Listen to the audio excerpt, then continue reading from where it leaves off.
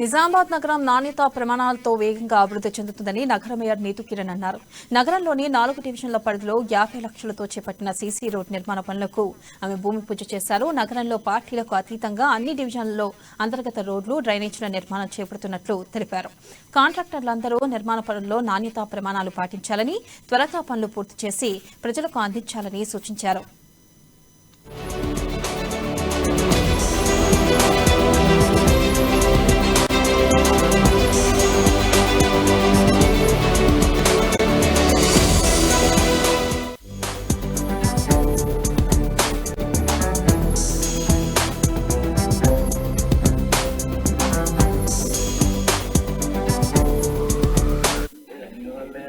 మనము తెలంగాణ రాష్ట్రం ఏర్పడిన తర్వాత మన నిజామాబాద్ నగరంలో జరుగుతున్నటువంటి అభివృద్ధి పనులు చాలా శరవేగంగా తీసుకెళ్తా ఉన్నాయి. మరి కూడా మన తెలంగాణ రాష్ట్రం ఏర్పడిన తర్వాత నిజామాబాద్ నగరంలో సుందరీకరణ చూసుకుంటే అప్పటికిప్పటికి 8 నెలల్లో చాలా ఘనంగా అభివృద్ధి జరిగింది. అందరికీ తెలిసిన విషయమే. ప్రజలు కూడా అందరూ కూడా చాలా సంతోషపడుతూ ఉన్నారు.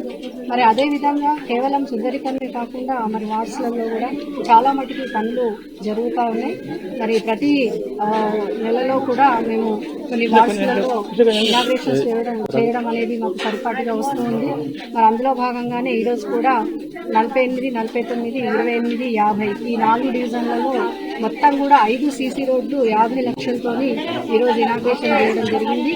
మరి ప్రతి వార్డులో కూడా స్థానిక కార్పొరేటర్లు, అలాగే అక్కడ ఉన్నటువంటి కాలనీవాసులు, సీనియర్ నాయకులు, చాలా మంది ఇతర కార్పొరేటర్లు కూడా ఇక్కడికి రావడం జరిగింది. అన్ని వార్డ్స్లలో కూడా మరందరి సమక్షంలో చక్కగా ఇనాగ్రేషన్ చేసుకోవడం జరిగింది.